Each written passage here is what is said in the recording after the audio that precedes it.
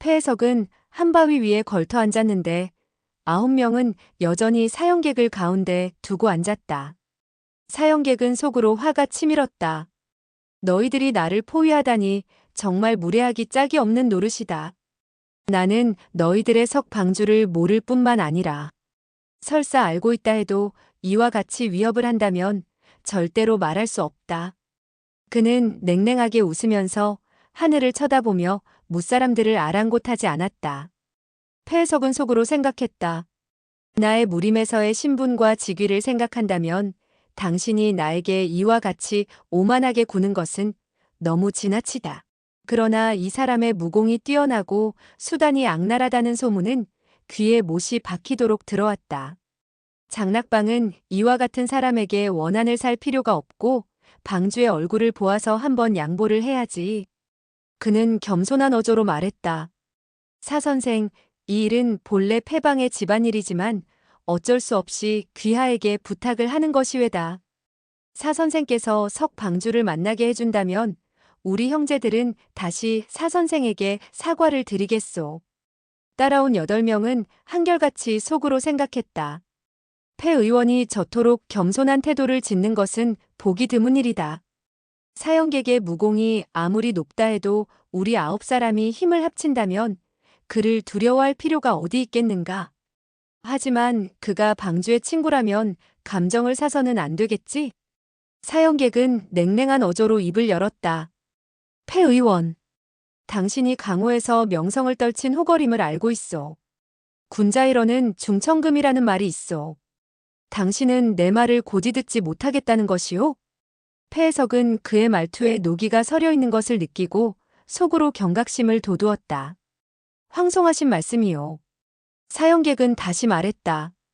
폐 의원이 하는 말만 말이고 이 사형객의 말은 개가 짖는 소리로 들리는 것이요. 나는 당신네들에게 석 방주를 본 적이 없다고 말했어. 그런데도 귀하는 믿지 않는군. 설마하니 당신은 성실한 군자이고 이 사 아무개는 거짓말만 하는 소인배란 말이오? 그렇지는 않겠지? 폐해석은 연신 기침을 하며 말했다. 에헴, 사 선생, 너무 지나친 말씀이외다. 이 형제는 사 선생을 평소 앙모해온 터이외다.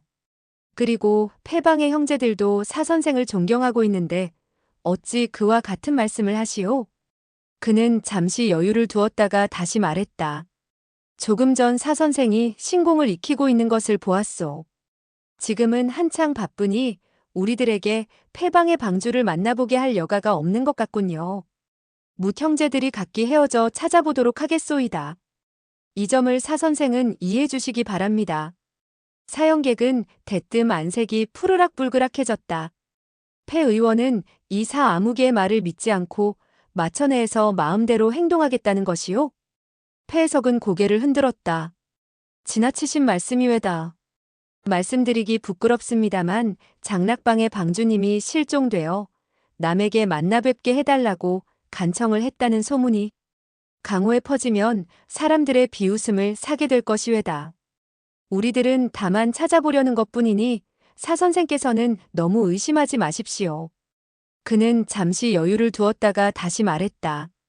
마천에는 산이 험준하고 숲이 우거져 매우 고즈넉하고 조용한 곳이라 할 수 있습니다. 따라서 10중 8구 패방의 석 방주가 모르고 이 마천에로 올라온 모양입니다. 사 선생께서는 수도에 전념하시어 미처 유의하지 못한 모양이지요.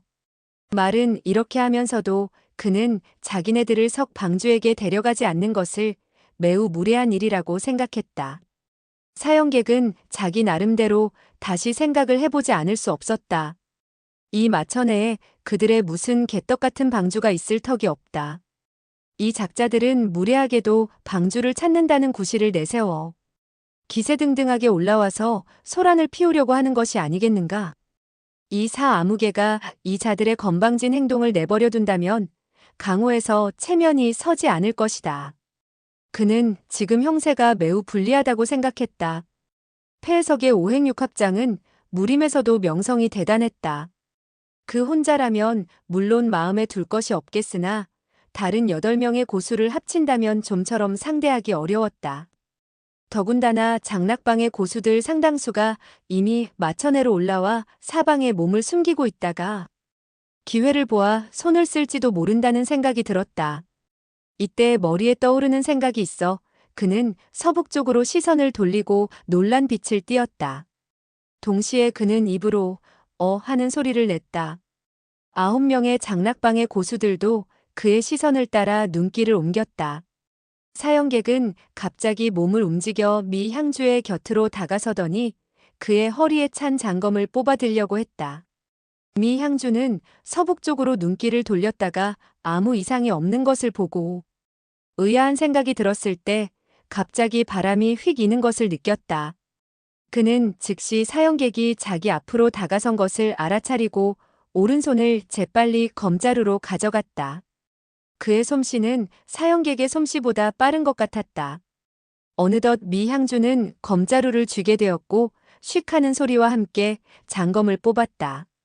그러나 눈앞에 푸른 광채가 번쩍이는 순간 미 향주는 옆구리가 살짝 마비되는 것을 느끼고 곧이어 등 뒤에 장렬하는 고통을 느꼈다. 사형객의 왼손 식지가 이미 그의 혈도를 짚어버린 것이었으며 오른손 5손가락으로 그의 등 뒤를 움켜잡은 것이다. 원래 사형객이 서북 쪽을 바라본 것이 바로 그들을 유인하려는 계책이었던 것이다. 또 미 향주의 검을 뽑으려는 것도 적을 유인하는 계획에 불과했다.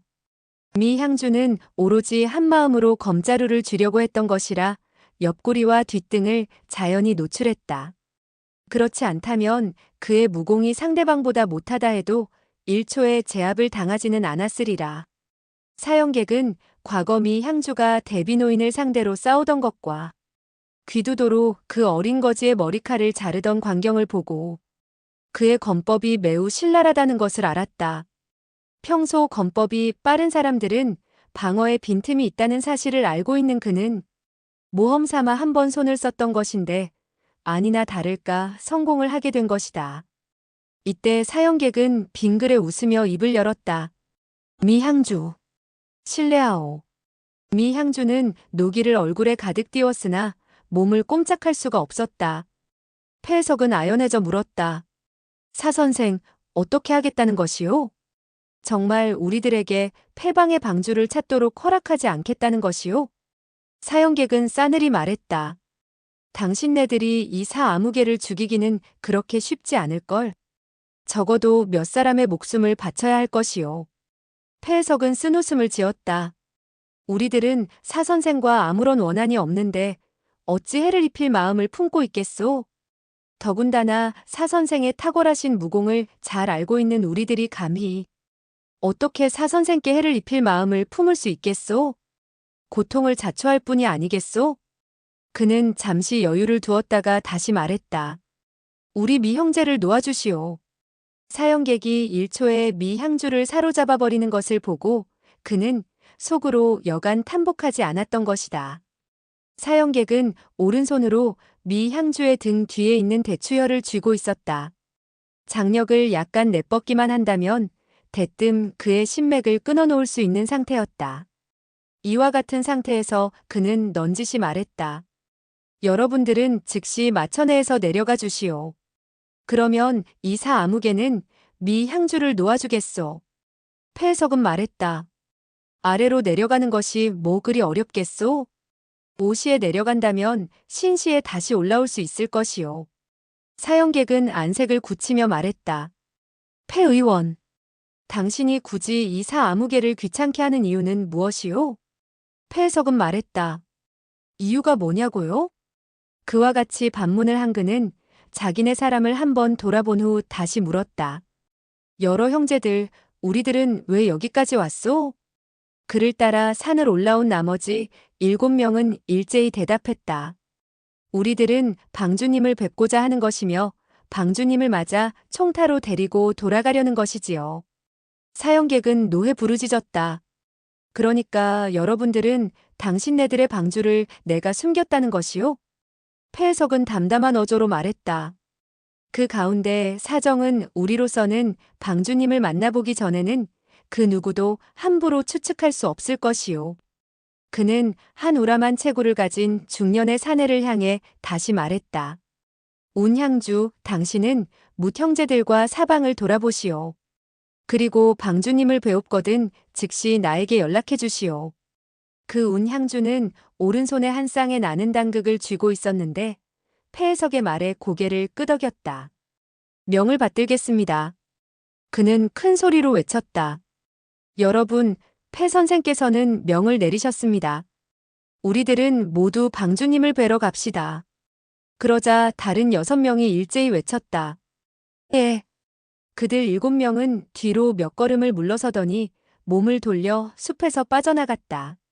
사형객은 상대방 한 사람을 제압했으나 장락방 무사람들이 조금도 미 향주의 안위를 마음에 두지 않고 자기들 마음대로 행동을 취할 뿐 아니라 전혀 꺼리는 눈치가 없고 또 폐해석 한 사람을 옆에 놓아두어 자기를 감시하는 것을 보고 재빨리 궁리를 했다. 그 소년이 현철령을 나에게 넘겨준 것이 강호를 발칵 뒤집어 놓았다. 장락방에서 이 자들을 내보내 방주를 찾겠다는 구실로 그 소년을 사로잡아 가려는 것이 아닐까? 내가 기선을 제압당하면 그 소년은 반드시 이자들의 소나기에 들어가게 될 것이고 그렇게 되면 장락방에서는 나를 제압할 무서운 무기를 갖게 되는 셈이다. 이 사형객이 어떤 사람인데 너희들이 내 집까지 와서 소란 피우는 것을 용납하겠는가? 7명의 사람이 이 자리를 떠나갔으니 손을 써서 사람을 죽일 좋은 기회라 생각했다. 그는 왼손을 미 향주의 허리 뒤쪽으로 가져가 내공을 내쏟았다. 이 일초는 문승무이라는 것이었다. 즉, 미 향주의 몸뚱이를 무기로 삼아 폐해석에게 던진 것이었다. 그는 폐해석의 내력이 엄청나다는 것을 잘 알고 있었다. 다만 폐해석이 중년 시절에 내상을 입고 몸에 3푼쯤 병을 지니게 된 후에 무공이 크게 약화된 상태에 있었다. 이 사람은 오랫동안 병을 앓던 나머지 의원이 되다시피 했고 그래서 폐의원이라는 아호를 얻게 된 것이었다. 그러나 기실 그는 의원이 아니었다. 하지만 무공은 여전히 매서웠다. 9년 전 기중 3살이 하룻밤 사이에 200리를 격하고 있는 세 곳에서 각기 그에게 격살당하고 말았는데 이는 무림에서 커다란 소동을 일으켰다. 사형객은 그가 연신 기침을 하는 소리를 듣고 그의 중기가 허약한 듯 싶었으나 추호도 소홀히 생각하지 않았으며 대뜸 가장 음흉하고 동날한 초식을 펼쳤던 것이었다. 폐해석은 갑자기 그가 손을 쓰자 기침을 하며 말했다. 사선생, 에헴, 에헴. 서로 얼굴을 붉힐 필요는 없지 않소? 그는 두 손을 미 향주의 가슴을 향해 뻗쳐냈다. 그런데 벼랑간 그는 왼쪽 무릎을 꿇으면서 앞으로 내밀어 미 향주의 아랫배를 슬쩍 걷어찼다. 미 향주의 몸뚱아리는 그 힘에 폐해석의 머리 위를 날아 폐해석의 등 뒤로 떨어지게 되었고 그의 두 손은 사형객의 가슴팍을 후려치는 결과가 되었다. 이 1초의 기묘한 변화는 견문이 넓은 사형객도 어떤 수법인지 알아차리지 못했다. 깜짝 놀란 그는 손을 뻗쳐서 그의 장력을 맞받았다. 벼랑간 그는 자기의 두 손 손가락에 수천 개의 가시와 같은 바늘이 찔러오는 듯한 느낌을 받았다. 사형객은 급히 내력을 돋우고 그의 장력과 맞서려고 했다. 그 순간 그는 가슴팍이 텅 빈 듯한 느낌이 들었으며 전신의 내력을 끌어올릴 수가 없었다. 뇌리에 정광석화와 같이 떠오르는 생각이 있었다. 아차. 조금 전 장법을 연마하느라고 내력을 거의 8구성이나 소모하고 말았다. 그런데 어떻게 그와 진력을 겨룰 수 있겠는가? 즉시 그는 두 손을 내려뜨리며 폐해석의 아랫배를 후려치려고 했다. 폐해석은 오른손을 내려뜨려 그의 초식을 막았다. 사형객은 두 소매자락을 벼락같이 휘둘렀다. 철수공으로 그의 앞면을 후려치려고 한 것이다. 폐해석은 속으로 생각했다. 기세가 등등하기는 하나 내력을 소모한 현상을 보이고 있다. 아마도 속임수를 써서 나를 속이려 하는가 보다. 이와 같은 생각을 하면서 그는 비스듬히 몸을 날려 그의 소매자락을 피하고 말았다. 마천거 사는 무림에서 정말 쟁쟁한 인물이었다. 폐해석은 조금 전 그가 벽침청장이라는 장법을 연마하는 것을 보았는데 그 장법이 절묘하기 이를 데 없었고 내력이 심오한 것이 결코 자기가 미칠 수 없다는 사실을 깨달았던 것이다. 단지 방주가 실종되었기 때문에 꼭 찾아서 돌아가야 했다. 그렇기 때문에 부득이 사형객과 손을 쓰게 되었지만 맞서 보니 생각보다 그의 내력이 평범하다고 느끼게 된 것이다. 하지만 그는 상대방이 자기를 유인하려는 계책이라고 생각하며 조금도 상대방을 경시하지 않았다. 사형객은 두 소매자락을 거두어들이더니 휙 하는 소리와 더불어 소매자락이 부풀어서 되돌아오는 그 힘을 이용해서는 일장 남짓 몸을 날렸다. 그리고 그 바람에 몸을 돌린 그는 두 손을 마주잡고 말했다. 이만 실례하오. 다음에 만납시다. 그는 급히 몸을 날려 달려갔다. 그 기세는 빠르다 하겠으나 역시 여유가 있었으며 급히 서두르는 기미를 조금도 보이지 않았다. 사형객은 잇따라 3초를 공격했으나 뜻을 이루지 못하자 오늘 운수사납게도 강적이 엄습해 올 무렵에 자기의 내력이 쇠잔하게 되었다고 생각하고 즉시 몸을 빼서 물러나기로 작정을 한 것이었다. 그러나 그는 폐해석에 손아래졌다고는 생각하지 않았다. 부득이 마천회에서 물러서기는 했으나 상대방 9사람이 포위 공격을 하는 마당에 열쇠를 무릅쓰고 상대방의 고수인 미향주를 사로잡아 장락방의 기세를 꺾었으니 크게 자부할 만한 일이라고 여겼다. 그는 가파른 절벽을 타고 뛰어내리면서 이와 같이 기분 좋은 방향으로 생각을 했으나 역시 울화가 치미는 것을 금할 수 없었다. 그러나 그는 곧 소년이 적의 수중에 돌아가게 되었다는 사실을 상기했다. 이렇게 된다면 차후로 무궁한 화근이 들이닥칠 것 같아 그는 여간 번뇌스럽지 않았다. 하지만 그는 자기의 내력이 회복되는 즉시 장락방으로 달려가 뒤엎어버리면 될 것이었다. 스스로 계잡종이라고 하는 소년의 얼굴을 대면하지 않으면 그들이 자기를 어떻게 할 수 없으리라는 생각을 했다. 그러니까 그는 소년이 장락방의 교사를 받아 자기에게 무리한 요구를 해올까봐 두려웠다. 군자는 원한을 갚는데 10년이 걸려도 늦지 않는다고 했으며 소년의 파름팔이한 경맥에 내공을 운행하는 일은 이제 막바지에 도달했다. 그 소년은 오래 살지 못할 것이니 불행 중 다행이었다. 소년이 죽은 후에 그가 다시 장락방을 찾아가서 원한을 갚아도 나쁠 것은 없다는 생각이었다. 지금은 안전을 기해야 한다고 속으로 생각했던 것이다.